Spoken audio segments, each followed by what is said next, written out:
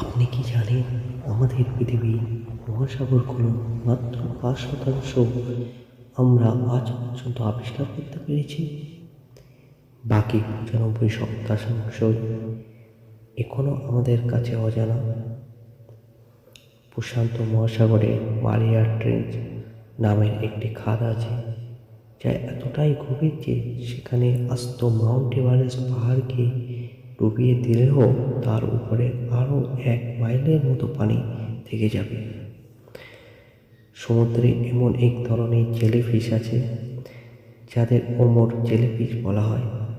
এরা কখনো স্বাভাবিকভাবে মারা যায় না, বরং বয়স বেড়ে গেলে এরা নিজেদের আবার শিশুর অবস্থায় ফিরিয়ে নিতে পারে।